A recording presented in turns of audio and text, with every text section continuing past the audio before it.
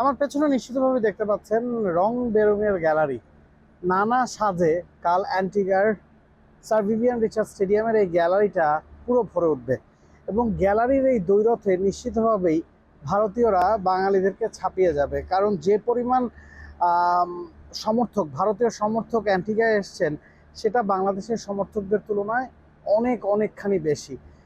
মাঠের বাইরের এই লড়াইটা গেল বছর ধরে আসলে অনেক জমে উঠেছে। বাংলাদেশ ভারত লড়াই মানেই গ্যালারিতে এবং সোশ্যাল মিডিয়ায় অনেক বেশি উত্তেজনা ছড়িয়ে যায়।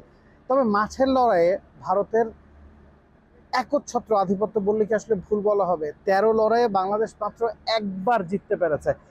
তীরে এসে তৈরবার গল্প ভারতের সাথে ম্যাচে বাংলাদেশের ক্রীড়াঙ্গনে বহু পুরনো, সেটা শুধু ক্রিকেটে না, ফুটবলের সব জায়গাতেই আসলে।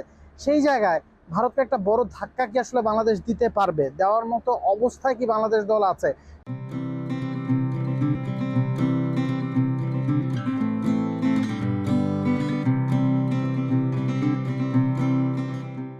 সমীকরণ বলছে বাংলাদেশকে এই ম্যাচটা জিততেই হবে যদি তারা সেমিফাইনাল খেলতে চায়। কারণ প্রথম ম্যাচটা বাংলাদেশ অস্ট্রেলিয়ার সাথে হেরে গেছে। তো আপনি যদি ভারতের সাথে হেরে যান, সেক্ষেত্রে সেমিফাইনাল খেলার আশা কিন্তু অনেকাংশে আসলে শেষ হয়ে যাবে।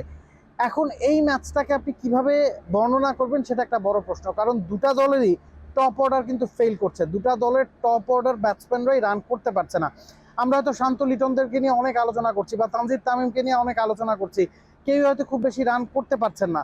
তবে ভারতের ক্ষেত্রেও কিন্তু কথাটা সত্য। বিরাট কোহলি 4 ম্যাচে মাত্র 29 রান করেছেন, রোহিত শর্মা 4 ম্যাচে 70-এর ঘরে রান করেছেন, একটা 50 তার।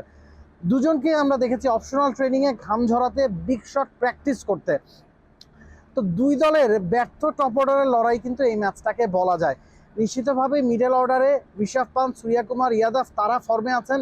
বাংলাদেশের ক্ষেত্রেও তৌহিদ হৃদয় বা মাহমুদুল্লাহ রিয়াদ, সাকিব আল হাসান তারা ফর্মে আছেন, এই কথাটা বলা যায়। বাংলাদেশের দুজন ব্যাটসম্যান সাকিব আল হাসান, তৌহিদ হৃদয় এখন পর্যন্ত এই টুর্নামেন্টে 100 রান করেছেন। ভারতের ক্ষেত্রেও ঠিক একই কথা খাটে। ঋষভ পান্থ এবং সূর্যকুমার ইয়াদব এই দুইজন 100 রান করতে পেরেছেন, 100 রানের বেশি করতে পেরেছেন। বোলিংয়ের কথায় যদি আসি, সে জায়গায় কিন্তু আবার বাংলাদেশ এগোনো। সবচেয়ে বেশি 10টা উইকেট আর্শদীপ সিং এর, এরপরে 8টা উইকেট জসপ্রীত বুমরা পেয়েছেন, পান্ডিয়া 7টা উইকেট। তবে ভারতের স্পিন ডিপার্টমেন্ট কিন্তু out of touch. Rabindra Jadeja এখন পর্যন্ত মাত্র 1টা উইকেট পেয়েছেন 4 ম্যাচে। আকসার প্যাটেল 4 ম্যাচে 4টা উইকেট পেয়েছেন। অন্যদিকে বাংলাদেশের কথা যদি আসি, তানজিম সাকিব 9টা উইকেট পেয়েছেন, মুস্তাফিজুর রহমান 7টা উইকেট পেয়েছেন, তাসকিন 7টা উইকেট পেয়েছেন, রিশাদ 9টা উইকেট পেয়েছেন, সাকিব 2টা উইকেট পেয়েছেন। তো বাংলাদেশের হয়ে স্পিন ডিপার্টমেন্টটা নিশ্চিতভাবেই ভারতের স্পিন ডিপার্টমেন্টের চেয়ে এখন ভালো ফর্মে আছে। পেস ডিপার্টমেন্টের ক্ষেত্রেও একই কথা খাটে। তবে মুস্তাফিজুর রহমান এবং জসপ্রীত বুমরার ব্যাটেলটা এই ম্যাচে দেখতেই চাইবেন সবাই। জসপ্রীত বুমরা 3.5-এর নিচে ইকোনমিতে এখন পর্যন্ত এই টুর্নামেন্টে বল করছেন, উইকেট 8টা পেয়েছেন। মুস্তাফিজের ইকোনমিটাও 4-এর ঘরে, উইকেট কিন্তু আবার মুস্তাফিজ বেশি পেয়েছেন। তো এই ম্যাচে দুই দলের আউট অফ টাচ টপ অর্ডারের লড়াই যেমন, ইনফর্ম বোলিং অর্ডারের লড়াইটাও কিন্তু পার্থক্য একটা গড়ে দেবে। হ্যাঁ, নামে ভারে শক্তিমত্তায় ভারত অনেকখানি এগিয়ে। বাংলাদেশ কখনো ভারতের সাথে খুব বেশি ভালো করতে পারেনি। ইকুয়েশন বলছে যে 13 বার খেলে বাংলাদেশ মাত্র একটা ম্যাচ জিতেছে। সাউথ আফ্রিকার সাথেও কিন্তু বাংলাদেশ এই বিশ্বকাপের আগে 8 ম্যাচে সবগুলো হেরেছে, এই বিশ্বকাপের ম্যাচটাও হেরেছে, নবম ম্যাচ তারা হেরেছে, তবে খুব কাছাকাছি গিয়েছিল। এই জায়গায় ভারতকে হারাতে হলে, মাইটি ভারতকে থমকে দিতে হলে আপনাকে নর্মাল নিয়ম বা পরিকল্পনার বাইরে গিয়ে কিছু করতে হবে, যেটা চান্ডিকা হাথুরু সিং অস্ট্রেলিয়ার বিপক্ষে করতে চেয়েছিলেন। ঋষাদকে 4 নম্বরে প্রমোট করেছেন। ডিফারেন্ট কিছু আপনাকে করতে হবে। দলে কি কোনো বদল আসছে? শরীফুল এই টুর্নামেন্ট শুরুর আগে হয়তো বাংলাদেশের সেরা পেসার তিনি ছিলেন, এখন পর্যন্ত একটা ম্যাচ তিনি খেলেননি। শরীফুলকে কি আপনি একাদশে ঢোকাবেন? ঢোকালে কার জায়গায় আসলে খেলাবেন? সেক্ষেত্রে কি তাসকিনকে বিশ্রাম দেবেন? বা টপ অর্ডারে তানজিদ তামিম, লিটন, শান্তর মধ্যে সবচেয়ে কম রান কিন্তু তানজিদ তামিমের। এখনো পর্যন্ত 50 রান তিনি সবগুলো ম্যাচ খেলে করতে পারেননি, 5টা ম্যাচ খেলেছেন।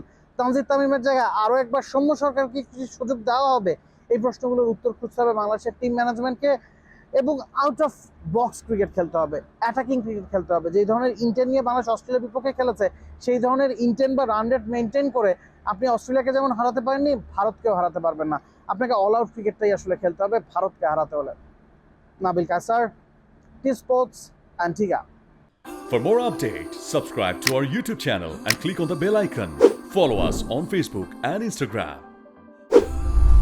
Download T-Sports app to enjoy exciting games and highlights. Visit tsports.com.